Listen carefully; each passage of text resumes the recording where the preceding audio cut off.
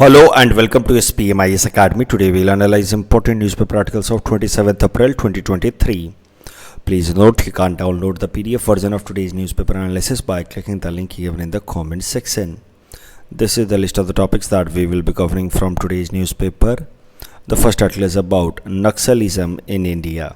This topic is important from our syllabus GS paper 3 internal security point of view. So let us see first of all the current news. So 10 police personnel of Chhattisgarh Police District Reserve Guard and one civilian driver were killed in an IED attack by Maoist in Chhattisgarh Dantewara district. ये सड़क पे इन्होंने IED explosive device लगा दिया था और उस कारण से फिर 10 पुलिस पर्सनल्स की डेथ हुई है और एक सिविलियन ड्राइवर की भी डेथ हुई है।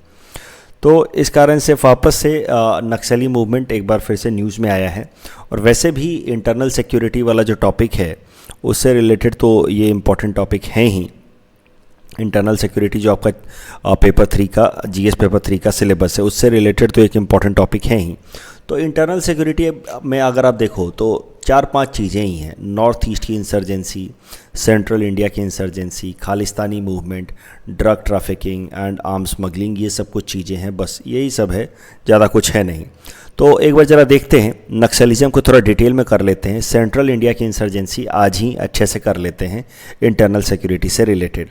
You see let us see the ideological basis of Naxalism. कैसे नक्सलिज्म शुरू हुआ, क्या उसका बेसिस है, उसके पहले थोड़ा सा हम लोग आइडियोलॉजी देखते हैं। देखिए कम्युनिज्म तो आप सब समझते ही होंगे।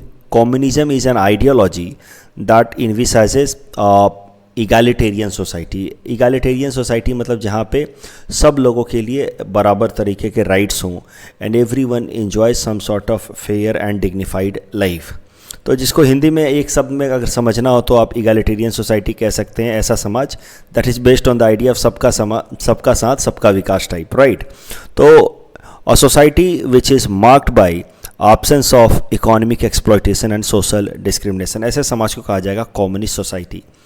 आपको ये बात अच्छे समझनी चाहिए कि ऐसा नहीं है कि कार्ल मार्क्स ने ही ये कॉन्सेप्ट दिया है कम्युनिज्म का। इनफैक्ट कार्ल मार्क्स से पहले भी ये कम्युनिज्म का कॉन्सेप्ट था। कार्ल मार्क्स को क्रेडिट इसलिए जाता है कम्युनिज्म के लिए because he was the one who crystallise the idea of communism कि एग्जैक्टली कम्युनिज्म होता क्या है और कैसे ये अटेन हो सकता है। And that is why Karl Marx sometimes is also referred as scientific socialist because he was the one who explained in sequence कि what series of events will ultimately lead to rise of socialism and then how we can move from socialism to communism and all। तो Karl Marx ने इस idea को popularise किया communism को कि कैसे communism को अटेन किया जा सकता है। अब कार्ल मार्क्स के आइडिया से कई सारे लोग पूरे दुनिया भर में इंस्पायर्ड हैं। कम्युनिज्म को वो एक आइडियोलॉजी की तरह दुनिया में लाना चाहते हैं। आपको पता है कोल्ड वॉर के पीछे भी ये आइडियोलॉजिकल कन्फ्लिक्ट ही रीजन था between US bloc and USSR bloc। US bloc known for liberal market model while USSR bloc stood for socialist and communist model। अब कई सारे लोग इंडिया में भी कार्ल मार्क्स के इस कम्युनिस्ट मॉडल से इंस्पायर्ड हैं। एक ऐसा समाज दैट इज़ बेस्ड और on the idea of equality, एक ऐसा समाज that is not marked with social discrimination और एक्सप्लॉयटेशन। तो उसको इंडिया में प्रैक्टिस करने के लोगों के अलग अलग तरीके हैं। कम्युनिज्म को इंडिया में लाने के लिए अलग अलग लोगों के अलग अलग तरीके हैं। For example there are some political parties who want to bring revolution in India through electoral process. They want to conduct and participate in election and through that they want to bring communism in India. उसका example है CPI या CPI Marxist parties. ये parties election contest करती हैं। They aim to come into power and through that electoral process they want to gain power and then they want to bring communism in India. तो communism through democratic process. वैसे Karl Marx never believed in such approach, ये Indian innovation है। Karl Marx जिस तरह के approach को profess करते थे वो है violent approach. Communism to be brought through violent revolution, overthrow the existing government, loot the wealth of capitalist and zamindars, that was the idea. और कार्ल मार्क्स ने भी ऐसा ही कुछ कहा है कि power flows from the barrel of the gun and violence is midwife of change। means Karl Marx also believes कि some sort of violence is important before you get some significant change in positive direction। तो इस idea के जो supporters हैं वही कहे जाते हैं हमारे देश में नक्सली। पूरे दुनिया भर में उनको माओविस्ट से कहा जाता है, इंडिया के अंदर माओविस्ट को नक्सली कहा जा रहा है। नक्सली क्यों कहा जाता है इनको, उसके पीछे की भी कुछ कारण है, बैकग्राउंड है। देखिए, ये जो टर्म नक्सलिज्म है that is coming from a village Naxalbari of West Bengal. In fact Naxalbari में एक रिवॉल्यूशन स्टार्ट हुआ 1967 में। एक रिबेल स्टार्ट हुआ against local landlords who had taken a lot of land from the local peasants. वही होता है जो रूरल एरिया में होता है, मनी लेंडर्स जो हैं वो पैसा लोन पे देते हैं एट ए हाई इंटरेस्ट रेट, फिर फार्मर्स या लोकल पीजेंट चुका नहीं पाते हैं, फिर मनी लेंडर्स ज़मीनें एक्वायर कर लेते हैं। तो ऐसा ही कुछ सिनेरियो था जिस कारण से जो लोकल पीजेंट्स हैं they started A revolution against the landlords and that revolution started in Naxalbari village of West Bengal in 1967, and the objective of this rebellion was to have rightful distribution of land। क्योंकि rural area में कैसा है, कई सारे लोगों के पास ज़्यादा ज़मीनें हैं और उनकी ज़मीनों पे लोग काम करते हैं, लैंडलेस वर्कर्स पूरी दिन भर मेहनत करते हैं, उनको बेसिक मिनिमम मिलता सर्वाइवल के लिए। और जिन्होंने जैसे तैसे करके इमोरल तरीके से वो ज़मीनों को कैप्चर कर लिया था पहले during the British time itself, they enjoy a very luxurious life. तो नेचुरल सी बात है कि जो लैंडलेस वर्कर हैं, जो पीजेंट है, उनके मन में फ्रस्ट्रेशन होगा ही। और ऐसा ही सिनेरियो था और नक्सलबारी विलेज में, और जहाँ इस तरीके के कुछ कन्फ्लिक्ट हुए लोकल लैंडलॉर्ड और पीजेंट्स में। And then local leaders Kanu Sanyal and Jagan Santhal they started a rebel from this Naxalbari village of West Bengal. And Naxalbari village में उन्होंने वहाँ के लोकल जमींदार्स को मार दिया, उसके कई सारे जो भी कागज़ थे, ज़मीन से रिलेटेड डॉक्यूमेंट्स वगैरह वो सब अक्वायर कर लिए। जब ये बात बाकी सारे जगहों में पहुंची तो ये जो नक्सलबारी मूवमेंट था दैट और similar incidents happen in nearby region also. The movement spread to other parts of India, eastern India and all the less developed area जैसे कि छत्तीसगढ़, उड़ीसा, आंध्र प्रदेश, हर जगह इस तरह का मूवमेंट देखने को मिला। और इस तरह के मूवमेंट को फिर नाम दिया गया नक्सल मूवमेंट। तो है बेसिकली ये माविस्ट मूवमेंट ही, लेकिन इंडिया में चूँकि ये started with Naxalbari region of West Bengal, that is why it is sometimes known as Naxal movement. तो Naxal movement in India is similar to Maoist movement of China, and it is a doctrine to capture state power through combination of armed insurgency and mass mobilization। बंदूक के दम से लोगों को convince करके mass movement करके power को capture करने का तरीका है ये नक्सल मूवमेंट। अब Naxal movement is very popular in tribal and rural region. आखिर ट्राइबल रीजन में ही नक्सल मूवमेंट इतना क्यों पॉपुलर है? कारण सरल है, मैं आगे पॉइंट बाय पॉइंट पढ़ दूंगा, लेकिन कारण सरल है। ट्राइबल एरिया में डेवलपमेंट हो नहीं रहा, और चूँकि डेवलपमेंट नहीं हो रहा तो इस कारण से जो लोकल ट्राइबल यूथ है वो डिसइंचेंटेड है फ्रॉम गवर्नमेंट। देखिए, जब भी गवर्नमेंट का एडमिनिस्ट्रेटिव प्रोसेस का आपको बेनिफिट नहीं मिलेगा, naturally you will be frustrated against the system. और वैसे हालात में अगर कोई रेबेल ग्रुप आपको इंसाइट करे to join them and fight against the government, तो naturally there will be a tendency to engage into such activity. यही हो रहा है ट्राइबल एरिया में। ट्राइबल एरिया में नेचुरली हो क्या रहा है, ट्राइबल एरियाज कहाँ होते हैं नॉर्मली? जंगलों में। और जंगलों में इन जनरल सेंट्रल इंडिया में आप देखोगे कि इन जंगलों के साथ साथ these areas, tribal areas are rich in mineral reserves also. So that is how many industries related to mining, they are willing to make investment in such area। वहाँ पे जंगलों को काट रहे हैं, मिनरल्स को एक्सट्रैक्ट कर रहे हैं, और ट्राइबल्स को इस डेवलपमेंट का या इन्वेस्टमेंट का कोई खास फ़ायदा हो नहीं रहा है। वैसे भी tribals are least interested in such activities, they want to stay connected with nature and they have their own lifestyle. तो इस कारण से ट्राइबल्स जो हैं वैसे भी उनको इन इकोनॉमिक एक्टिविटी से कोई फ़ायदा हो नहीं रहा, और वो और ज़्यादा मार्जिनलाइज हो रहे हैं, डिस्प्लेस हो रहे हैं। So that is how tribals are engaging into and joining the Maoist group, Naxal group, क्योंकि ट्राइबल्स आर बीइंग फ्रस्ट्रेटेड, उनके यूथ को रोजगार मिल नहीं रहा, बेहतर नौकरियां मिल नहीं रही। And that is the reason why this movement में ज़्यादातर आप देखेंगे ट्राइबल पॉपुलेशन ही है। Why Naxal movement is mostly popular in rural and tribal region? Answer is simple कि traditionally peasants of rural areas have been exploited by local zamindars. Second, the tribal people mostly live in forest, and many such tribes are forced to evict their land, and that has disenchanted these tribals. Naxal movement became very popular amongst peasants and tribals। कारण सरल है, क्योंकि tribals को India के development का कोई ख़ास फ़ायदा नहीं मिल रहा। देखिए यहाँ पे ध्यान देने वाली बात ये है कि डेवलपमेंट या ग्रोथ ये इक्विटेबल होना चाहिए। इक्विटेबल मतलब सब लोगों के बीच में इनका फ़ायदा एक इवन तरीके से बंटना चाहिए। Otherwise any society which is not benefiting from the development process of the country will develop a sense of alienation, और फिर वहाँ पे सेक्शनिस्ट टेंडेंसी या वायलेंस, रिवोल्ट, इन सब के टेंडेंसीज देखे जा सकते हैं। नक्सल्स में कैसा हुआ है, Naxals started as an ideology, Maoist ideology, but over a period of time these Naxals have changed their nature. Now they are engaged in two activities like smuggling, extortion, kidnapping, drug trafficking and all. और इसमें बहुत सारा role China का है, क्योंकि China has realized कि this Naxal movement could be a way to weaken India from inside, and that is how China has been supplying weapons, arms, ammunition and all. And they have been China has been supporting these Naxals for arms smuggling, drug smuggling, extortion and all. You see, these people are fighting on the ground कि हम लोग गरीब हैं और सरकार हमारा ध्यान नहीं दे रही है और हम गरीब हैं। आप सोचो जो आदमी गरीब है वो 5-5 लाख का AK-47 कहाँ से ला रहा है? The simple answer is China. Some external factors are there that are supporting these Naxal group और माओइस्ट ग्रुप्स।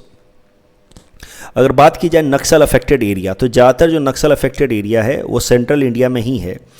जो मोस्टली अफेक्टेड एरिया है वो है छत्तीसगढ़ और उड़ीसा वाले।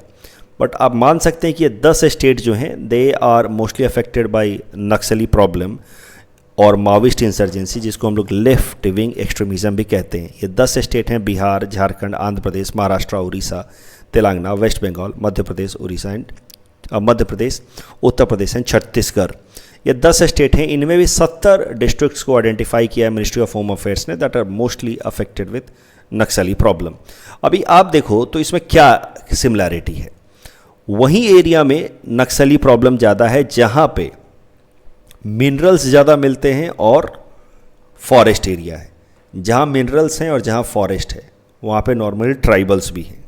मिनरल से उनका डायरेक्ट लेना देना नहीं है, लेकिन फॉरेस्ट से तो है। Tribals are associated with forest, और सेंट्रल इंडिया में इन फॉरेस्ट एरिया में मिनरल्स भी मिल रहे हैं। और फिर यहाँ पे अलग अलग बाहर की कंपनियाँ आ रही हैं, वेदांता वगैरह, वो इन्वेस्टमेंट कर रही हैं, एक्सट्रैक्शन कर रही हैं रिसोर्सेज का, और उस इकोनॉमिक एक्टिविटीज़ में कोई इंटरेस्ट है नहीं ट्राइबल्स को, and that is frustrating these tribals to resort to such violent activities. Tribals को लग रहा है कि ये लोग हमें दबा रहे हैं, और फिर they are getting motivated from the Maoist idea to change the entire system through violence.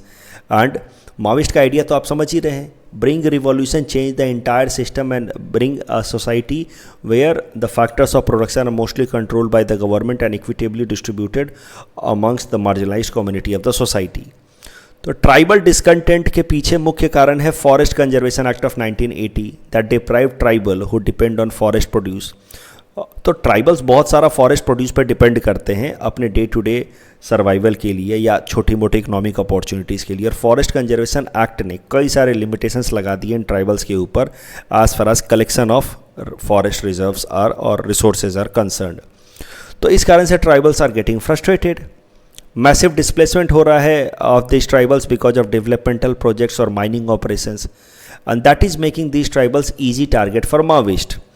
आप फॉरेस्ट में से उनको रिसोर्स कलेक्ट करने नहीं दे रहे, फॉरेस्ट एरिया में आप जाकर के माइनिंग एक्सट्रैक्शन कर रहे हैं, इन लोगों को वहाँ से आप फोर्सफुली डिस्प्लेस करेंगे तो नेचुरली ये फ्रस्ट्रेट होंगे और माओइस्ट लोगों के लिए ईजी टारगेट बनेंगे for recruitment in their camps.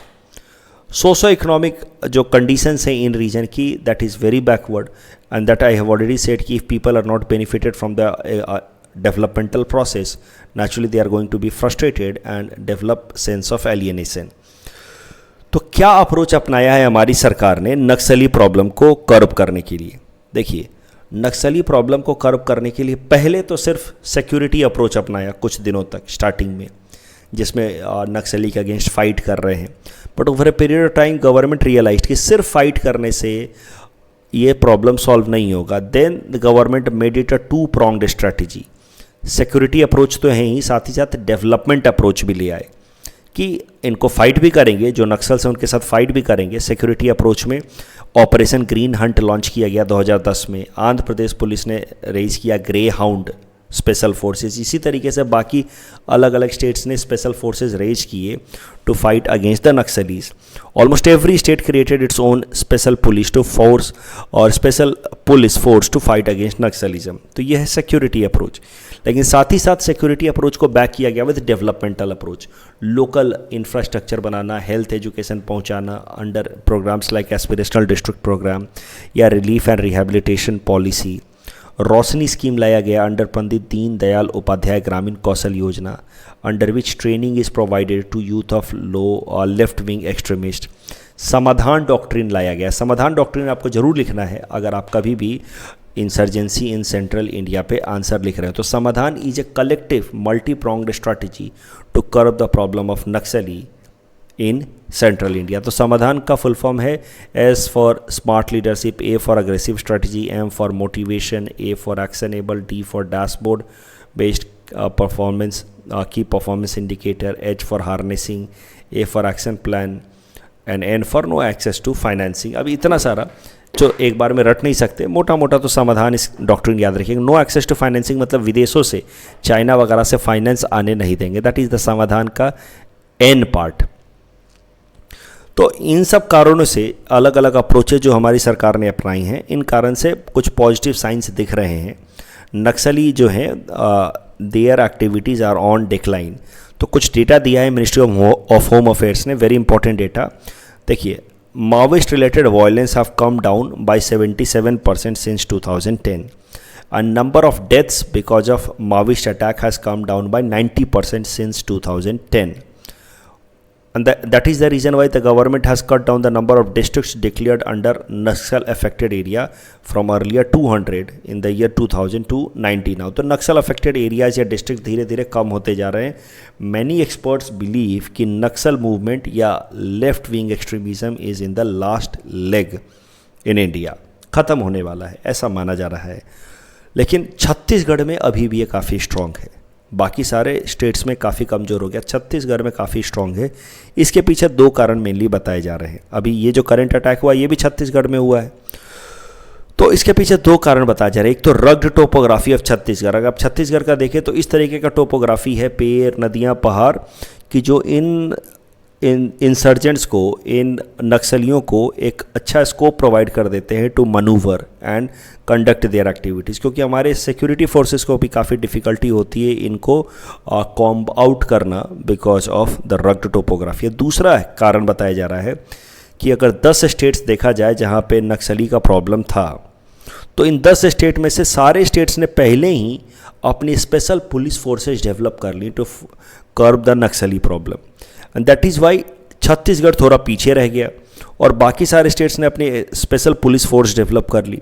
तो इस कारण से जो नक्सलीज हैं they were over period of time flushed और forced into Chhattisgarh and now they are operating from Chhattisgarh. इसीलिए छत्तीसगढ़ के अंदर ये प्रॉब्लम थोड़ा ज़्यादा है अभी भी। सवाल ये दिया है मैंने, आप देखो सेंट्रल इंडिया की इंसर्जेंसी पे अब कोई भी सवाल आ जाए, इतने डिस्कशन से आप आंसर कर सकते हो। ऐसे ही किसी दिन मैं करा दूंगा नॉर्थ ईस्ट की इंसर्जेंसी, किसी दिन खालिस्तानी करा देंगे, 2-3-4 और सवाल करा देंगे, हो गया।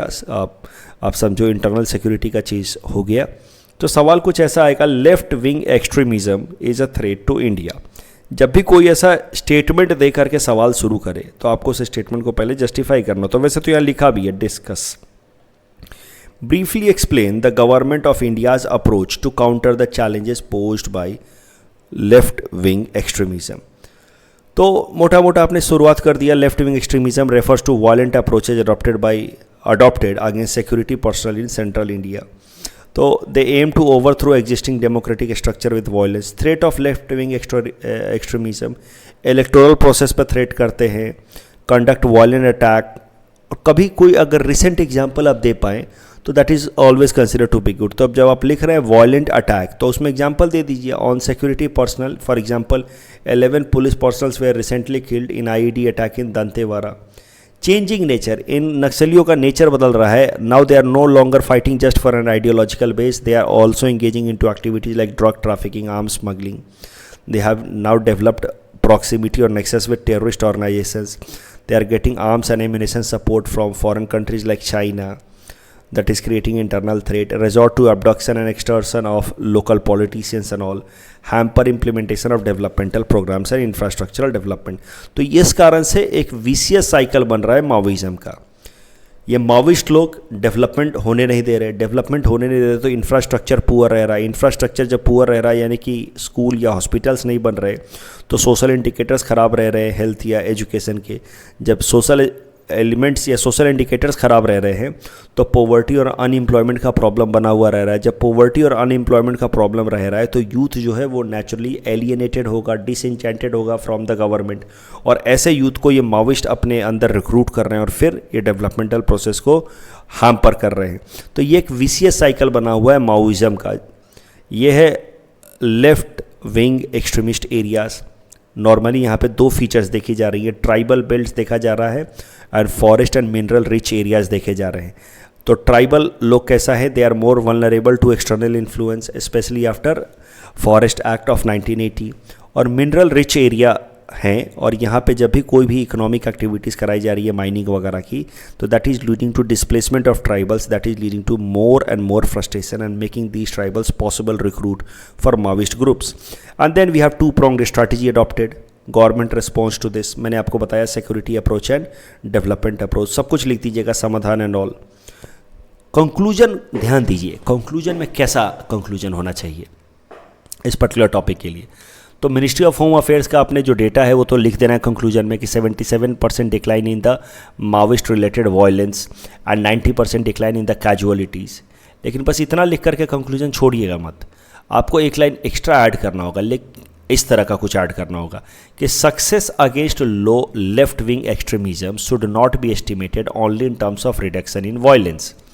The true success lies in main streaming the left wing extremist area and tribal population and encourage them in their participation in administration and electoral system। जब तक यहाँ के लोगों को ये नहीं लगेगा कि लोकल एडमिनिस्ट्रेशन से उनको फ़ायदा हो रहा है, गवर्नमेंट डेमोक्रेटिक प्रोसेस से उनको फ़ायदा हो रहा है, और जब तक सरकार के गवर्नमेंट एक्टिविटीज़ के प्रोसेस में वो खुद पार्टिसिपेट नहीं करेंगे, जैसे सरकारी स्कूल में जाना, सरकारी हॉस्पिटल से जा कर के इलाज कराना, इलेक्टोरल सिस्टम में जब तक वो पार्टिसिपेट नहीं करेंगे तब तक लेफ्ट विंग एक्सट्रीमिज्म का प्रॉब्लम बना रहेगा। सिर्फ डेटा या वायलेंस कम करने से फ़ायदा नहीं है। The next article is about genome sequencing and genome India project and this topic is important from our syllabus GS paper 3 science and technology point of view. देखिए, डिपार्टमेंट ऑफ बायोटेक्नोलॉजी ने हाल फिलहाल में कहा है कि 10,000 लोगों का, भारतीय लोगों का जीनोम सीक्वेंसिंग लगभग कंप्लीट हो गया है। तो ये क्या मामला है मैं आपको बता दूं। देखिए, 2020 से ही एक प्रोजेक्ट स्टार्ट किया है भारत सरकार की डिपार्टमेंट ऑफ बायोटेक्नोलॉजी ने। इस प्रोजेक्ट के अंदर हमारे देश के लगभग 20,000 लोगों का जीनोम स्टडी किया जाएगा। इसके लिए हमारे देश की 20 बड़ी बड़ी इंस्टीट्यूशंस जैसे कि IISc या IIT इन्वॉल्व हैं। हमारे देश के 20,000 अलग अलग सैंपल्स का, लोगों का आप समझिए जीनोम स्टडी किया जाएगा। जीनोम होता क्या है? Genome is group of genes. देखिए, क्रोमोजोम होता है सेल के अंदर, ये बॉडी सेल है, उसके अंदर क्रोमोजोम होता है। Chromosome is a genetic material जिसमें हमारे जेनेटिक कंपोनेंट्स होते हैं, क्योंकि क्रोमोजोम बना होता है ऐसे DNA स्ट्रैंड से, और ये DNA मिलकर के होते हैं जीन्स। तो ये क्रोमोजोम के अंदर है जीन्स, और किसी भी इंसान के तमाम जीन्स को एक साथ मिला दिया जाए तो उसको कहा जाता है जेनोम। तो आपका ये प्लूरल है, जीन का प्लूरल है जेनोम। तो सारे लोगों के, एक किसी भी इंसान के सारे जीन्स को मिला दिया गया तो कहा गया इसको जेनोम। और लोगों के जेनोम्स को स्टडी किया जा रहा है विथ एन ऑब्जेक्टिव कि इंडिया के लोगों का अगर जेनेटिक मेकअप को हम समझ लें तो उस कारण से, और उसके बाद हम लोग कई सारी ऐसी बीमारियां हैं जैसे कैंसर या डायबिटीज़, उसका हम लोग बेहतर सॉल्यूशन निकाल पाएंगे। तो इंडियन जीनोम प्रोजेक्ट, जैसा कि आपको मैंने बताया, 20,000 इंडियन लोगों के जीनोम को, यानी कि कलेक्शन ऑफ जीन्स, उसको कहा जाता है जीनोम, उसको स्टडी किया जाएगा to develop diagnostic test and effective therapies for treating diseases like cancer. तो इवन कैंसर तक का इलाज हो सकता है अगर हमने इंडियन जीनोम प्रोजेक्ट सक्सेसफुल हुआ तो। ये 2 फेज में होगा। पहले फेज में लगभग 10,000 लोगों की जीनोम स्टडी की जाएगी हु आर हेल्दी, और दूसरे फेज में लगभग 10,000 डिजीज इंडिविजुअल की जीनोम स्टडी की जाएगी। अभी पहला फेज का लगभग 2/3 पार्ट कंप्लीट हुआ है। क्या क्या फ़ायदे हो सकते हैं जीनोम सीक्वेंसिंग से? तो नए नए तरह के हेल्थ केयर फैसिलिटीज़, जैसे कि प्रॉपर प्रिसीजन से मेडिसिन देना, मेडिसिन डिलीवरी बेहतर हो जाना। अभी हम लोग दवाइयाँ खाते हैं, फिर वो हमारे पेट में घुलता है, फिर वो पहुंचता है, but that with genome sequencing and genome edit India project we can have better health care solutions to the problems that we are facing. Prenatal genetic screening, यानी कि बच्चों में होने वाली बीमारियों को पहले से ही ये अंदाज़ा लगाया जा सकेगा if genome India project become successful. Evolution puzzle, हम कैसे कैसे इवॉल्व हुए हैं वो भी पता लगेगा। एंड इवेलुएट रेयर डिसऑर्डर, जो भी रेयर डिसऑर्डर या रेयर बीमारियां हैं उनके लिए भी कुछ सॉल्यूशन निकाला जा सकेगा। कुछ कंसर्न्स भी हैं जीनोम सीक्वेंसिंग प्रोजेक्ट को लेकर के कि जब ये डेटा आ जाएगा एक जगह कि इतने कम्युनिटी के लोगों में इस तरह का जीन पाया जाता है, इस कम्युनिटी के लोगों में इस तरह का जीन पाया जाता है, तो हो सकता है कि थोड़ा बहुत डिस्क्रिमिनेशन भी हो। जो प्राइवेट कंपनियां हैं या इवन गवर्नमेंट ऑफ एजेंसीज हैं, वो किसी को रिक्रूट करने से पहले वो डिस्क्रिमिनेशन करें कि इस कम्युनिटी के लोगों का जीन में तो ये कमी रहता है, ऐसा होता है।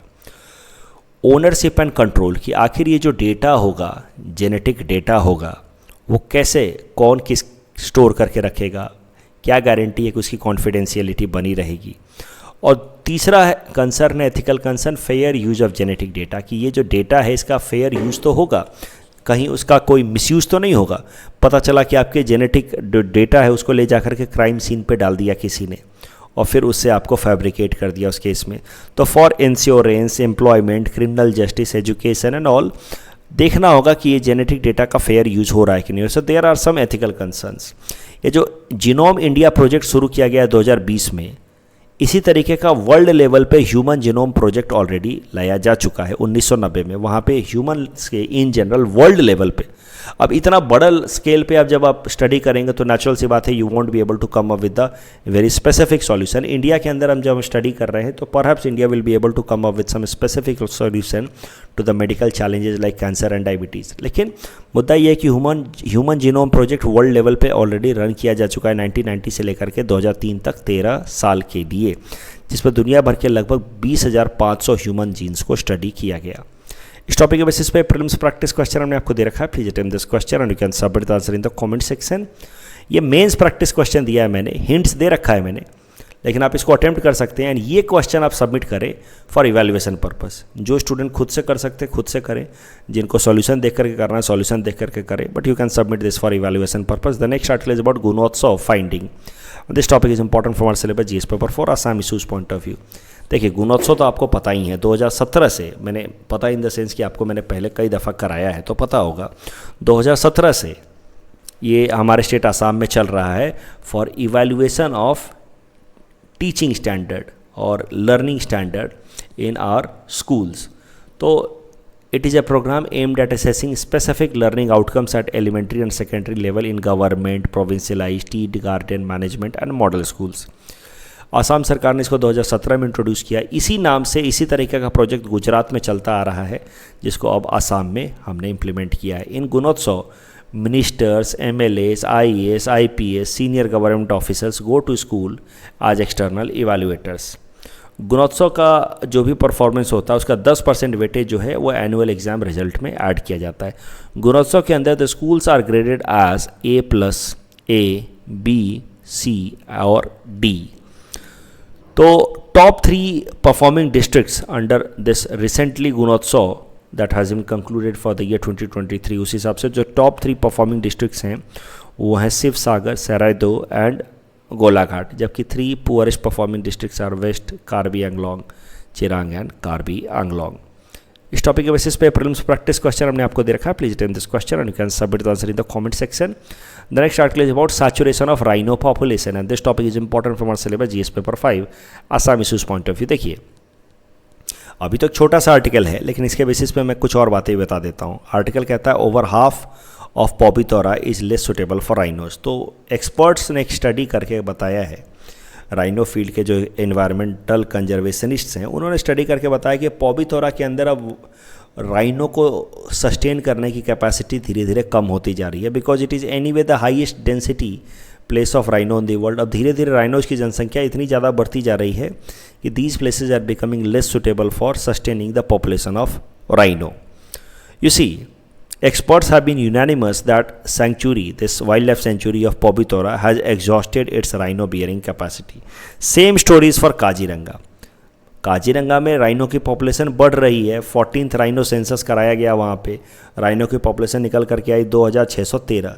ये अच्छी बात है कि राइनो की जनसंख्या बढ़ रही है. 2018 में था 2413, अब बढ़ कर हो गया 2613. अच्छी बात है, राइनो की जनसंख्या बढ़ रही है. But the matter of concern is कि such habitats are losing their capability to sustain the rhinos population. मतलब they have reached their saturation limit. Saturation limit क्या होता है? An ecosystem can support only specific number of species and once they are saturated so there is a risk of habitat degeneration. तो पूरा का पूरा जो ecosystem है वो डिस्ट्रॉय हो सकता है, जल्दी जल्दी डिग्रेड हो सकता है. होगा क्या? बहुत सारे राइनो हो जाएंगे तो आसपास के इकोसिस्टम को जल्दी जल्दी वो कंज्यूम कर जाएंगे और इस कारण से इकोसिस्टम डिक्लाइन करेगा. तो फिर उससे प्रॉब्लम क्या होंगी? What will the possible impact of saturation of rhino? It will lead to undernourishment of other animals, क्योंकि ये सारा पेड़ पौधे तो खुद खा जाएंगे. That may lead to more and more disease, premature death and decline of overall propagating ability, and that can have a negative impact on entire ecosystem. ऐसा कुछ मेंस में सवाल आ सकता है जीएस पेपर 5 में. Increase in rhino population in Assam has some concerns to discuss. यहाँ पे मैंने काफ़ी अच्छा खासा हिंट्स दे रखा है, जो मैंने बताया है उसी बेसिस पे हिंट्स दे रखा है. आप इसके बेसिस पे इस 10 मार्कर क्वेश्चन को अटेम्प्ट कर सकते हो. थोड़ा बहुत फ्लो चार्ट वगैरह बना दीजिए. थोड़ा इस केस में चूँकि जब आपका पूरा पेज ना भर रहा हो तो आप जल्दी से आसाम का मैप बना करके अलग अलग wild life sanctuary, national park को दिखा सकते हैं और कुछ कुछ चीज़ें वहाँ पे लिख सकते हैं. ये आज का फॉर्डर कंटेंट है, इनको कलेक्ट होने दीजिए, बाद में हम इसको रटेंगे. कल जो प्रैक्टिस क्वेश्चन दिया था उसका आंसर देख लेते. गति शक्ति को लेकर के पहला और तीसरा स्टेटमेंट सही है लेकिन दूसरा गलत है. यहाँ ऑल के कारण ये गलत हो जाता है. It brings 16 ministries together but not all. सारे एक साथ कैसे ला सकता? तो करेक्ट आंसर इज 1 and 3. और परिणाम एक्ट को लेकर के पहला सही स्टेटमेंट है लेकिन दूसरा गलत है. It is right now not applicable on private government employees. That's all from our side for today. Thanks for watching.